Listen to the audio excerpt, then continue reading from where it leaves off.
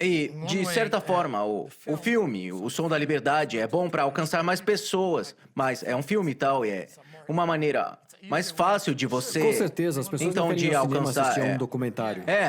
Mas por outro lado, as pessoas podem pensar: ah, mas isso é um filme. Talvez não seja tão ruim assim. Mas aí você tem o Guerra Oculta, que contém cenas reais do que filmou lá. Pois é. E ainda assim, algumas pessoas não acreditam. O que você acha que é o papel, por exemplo, da grande mídia para fazer com que as pessoas não acreditem mesmo com todas essas Eles estão por informações que trás você e trouxe? dentro disso. Se há 10 milhões de crianças em situação de escravidão, que tipo de demanda, que tipo de número de abusadores é necessário para justificar essa demanda? Pense nisso. Não se trata apenas de pessoas loucas escondidas no Equador, tá? São políticos, médicos, educadores e pais. Eles estão em toda a parte. Eles estão se escondendo em igrejas, estão sendo pegos o tempo todo. Então a igreja passa pano e tenta prejudicar as pessoas que lutam contra ela. Há um ditado do meu amigo Dennis Prager que diz: isso se aplica ao Brasil Paralelo agora. Aqueles que não lutam contra o mal, lutam contra aqueles que lutam contra o mal. Ok? Estamos lutando contra a mídia tradicional. Estamos lutando contra pedófilos, contra instituições, pessoas que usam o nome de Jesus Cristo. Usam o nome dele para destruir as crianças. E acham que vão ficar bem, que vão receber algumas pauladas quando chegarem no céu. Não, não, não. Eles irão para o inferno, se não se arrependerem. Tá bem? Portanto, essa é uma guerra multifacetada de várias frentes, certo? Todos devem lutar contra isso. Portanto, precisamos de corporações de mídia independente como o Brasil Paralelo. Se não tivermos isso, vamos perder essa luta. Então, graças a Deus por vocês, de verdade. Uau, legal. Em Guerra Oculta, você explicou que as guerras e os desastres naturais aumentam drasticamente o risco de tráfico de pessoas e crianças. É possível prever esses cenários e agir antes que o crime organizado assuma o controle? Sim, sim, e você vai aprender isso quando assistir a Guerra Oculta, porque foi isso que fizemos. Essa guerra estourou e fomos pra lá porque Ucrânia, isso, a guerra da Ucrânia estourou. A Rússia atacou e eu já sabia o que ia acontecer. Eu sei que os traficantes virão, usarão seus uniformes, vão dirigir vans, agirão como médicos, o que for, humanitários. É o tempo da colheita. É o que eles dizem, eu vi na Darknet. Pessoal, uma guerra tá começando, hora da colheita. Ei, pessoal, houve um terremoto no Haiti. Falamos sobre isso, foi lá que resgatei meus filhos. É hora da colheita. Ah, um furacão no sudeste da Ásia. É hora da colheita. E eles vão, todos os jornais estão noticiando tudo, menos isso. Ah, olha os tanques chegando. E quanto às crianças que estão sendo sugadas para os cantos mais sombrios do inferno? A gente não está falando sobre isso, mas temos que falar sobre isso. E temos que prevenir. Sim, é preventivo. E sabemos fazer isso. E temos que ensinar o resto do mundo a fazer. Bom, você já realizou operações em muitos países do mundo, certo? O que você acha que torna uma nação mais vulnerável ao tráfico infantil e que tipo de coisa que acontece em todo o país que tem que prestar atenção, porque isso pode acontecer? Falta de pobreza, falta de Deus. Perdão, pobreza, falta de prosperidade, falta de Deus. Eu sei disso. Você vê isso no Guerra Oculta. No final do filme, as pessoas ficarão chocadas quando virem o que acontece no final. Não são só algumas crianças, nem dezenas de crianças que estão sendo vítimas. É um vilarejo inteiro.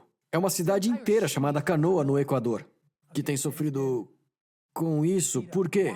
Pelo mesmo motivo. Qual é a época da colheita? Era a época de colheita em Canoa, pois em 2016 houve um terremoto que devastou toda a economia. Famílias, você tem filhos que perderam um dos pais ou ambos os pais. Pobreza, pobreza, pobreza. Aí os tios holandeses aparecem. Oba, época de colheita. Pega esse dinheiro, pega esse PlayStation, esse docinho.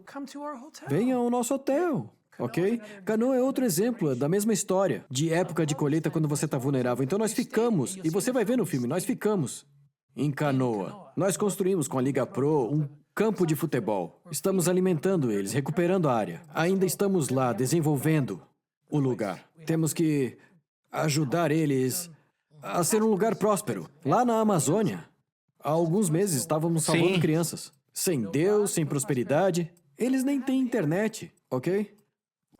Vou te dizer que eu vi a coisa mais devastadora que eu já vi no Brasil desde que estive em Canoa. Provavelmente 9 em cada 10, e essas são estatísticas de quem sabe. que 9 em cada 10 crianças estão sendo estupradas lá. Se você for por essas aldeias, você vai ver crianças de 12, 13 anos segurando seus bebês de 2 anos. Não só algumas delas, mas 90% delas. Ok? Uau. Não há Deus, não há prosperidade. Você tem que consertar essas duas coisas. E como você vê o Brasil O Brasil nisso? pode consertar isso. Eles podem consertar. Você sabe o que Tá, fazer? mas em comparação com o resto do mundo, como você vê essa Olha, situação? há Canoas e Amazônias em todos os países. O Brasil é um país enorme. Então você tem o maior número de dados. Portanto, per capita é a média de todos os outros. É que a quantidade é tão grande aqui e o potencial é tão grande.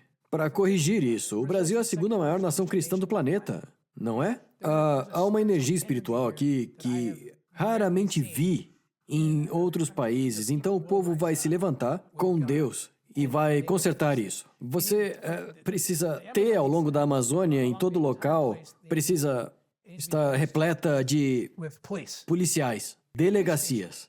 Eu vi crianças que estavam sendo estupradas e para que um relatório seja feito, eles não conseguem fazer uma ligação, eles não têm internet. Então eles tiveram que conseguir uma carona, dirigir por 3 horas até a delegacia de polícia mais próxima e fazer um relatório.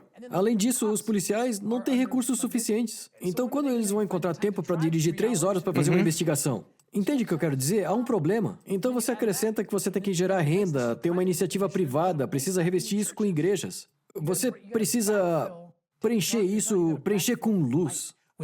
Com Deus, e Deus vai proteger essas crianças. Ele ama eles mais do que qualquer um, e mais furioso com os vilões do que qualquer um. Então, você pode fazer isso, não é tão difícil assim. Não é tão difícil, é só ter foco. De educação, do despertar dos políticos, escolher a luta correta. Sabe o que estão fazendo em Brasília agora?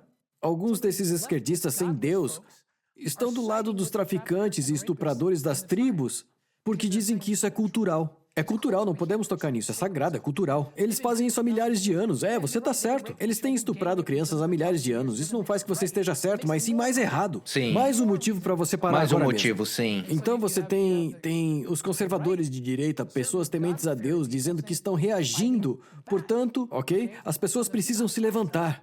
Buscar as pessoas certas e Eles educá-las. gastaram milhões de dólares agora, há algumas semanas, para falar sobre meio ambiente na Eu não Amazônia. entendo. Vamos falar sobre isso, mas primeiro vamos tirar as crianças do inferno do estupro. Sim. E, Tim, de todas as operações que você já realizou, qual delas mais te marcou pessoalmente e também por que eu gostaria de saber sobre isso? Sim. Foi a primeira operação que realizamos como entidade privada, em fevereiro de 2014. Fomos procurar um menino, um cidadão americano chamado Gardy Marty. Sua história é apresentada em Guerra Oculta. O garotinho haitiano, porque a gente está falando sobre a época da colheita e o terremoto, fazendo comparações com a Ucrânia. Sua história foi mostrada ali. Fomos lá para encontrá-lo. Nunca deixamos de procurá-lo. Nós vamos achar ele, ok? Se passaram 15 anos, nós vamos encontrar ele. Anote minhas palavras. Fomos até lá, mas não achamos. Ele já estava em outro lugar. Libertamos as outras crianças que estavam com ele em um falso orfanato, onde vendiam crianças para serem escravizadas. Eram crianças pequenas de 1 a 12 anos de idade. Então entramos e resgatamos. Botamos os bandidos na cadeia e fomos procurar o Gardy. Resgatamos mais de 500 crianças procurando pelo Gardy por 10 anos. Mas nessa primeira operação, acabamos resgatando 26 crianças. 28, na verdade. 2 crianças que comprei na própria operação de espionagem. Eu e minha esposa nos apaixonamos por eles. Eles não tinham família, então nós adotamos eles. Essas 2 crianças, eles são meus filhos. Eu amo eles como qualquer outro. É um dos 9? 2 dos 9. Um casal de irmãos. Tá, entendi. Eles me inspiram. Você vai ver eles em Guerra Oculta. Eles me inspiram porque... Você vai ver o garotinho Colê, meu filho.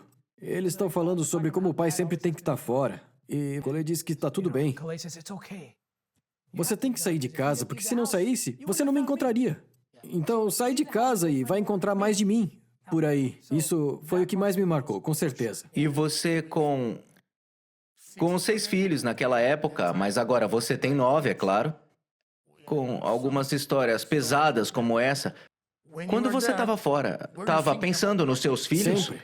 E como você conseguiu manter a sua mente, sei lá, a sua sanidade mental? Essa é uma boa pergunta, porque durante 10 anos, enquanto eu trabalhava no governo, eu fiz terapia, lições, para tentar bloquear o que acontece naturalmente com qualquer pessoa. Quando você vê uma criança de 5 anos sendo estuprada em um vídeo, como eu tive que ver, seu cérebro automaticamente coloca seus filhos no lugar. Seus netos, seus amigos. E isso é um inferno. Eu vomitei a primeira vez que eu vi isso. Vi o rosto dos meus filhos, corri para a escola deles, abracei eles, chorando, levei eles para casa. E a minha esposa, o que está acontecendo? É uma angústia mental. Então eu aprendi a bloquear isso, ok? Até aquela operação que eu acabei de te falar. Em 2014 eu fui lá e eram 26 crianças, e naquela época eu nunca tinha visto tantas crianças sendo vendidas. E eu tinha 6 filhos na época, então eu pensei, tem uma idade para cada criança. Ali o Sam, o Luke, a dela, entendeu? Tá. E Deus disse, não use as ferramentas da psicologia. Deixa que isso aconteça. Lembra que eu estava do lado de fora do portão? Deixa eles serem seus filhos. Porque se não são seus filhos, de quem eles são? Deixa que eles sejam seus filhos, o que você faria pelo seu próprio filho? Então ultrapassamos os limites. Fomos mais longe, mais fundo, com mais coragem, ok? E eu acredito tanto. Eu acredito tanto que eles são meus filhos, que no final, o que eu faço? Adotei 2 deles. Você adotou. E os tornei meus filhos oficialmente. E é isso que todos precisam fazer. Perder um pouco da inocência, isso dói. Mas a dor que as crianças sentem é muito pior que a dor de perder a inocência.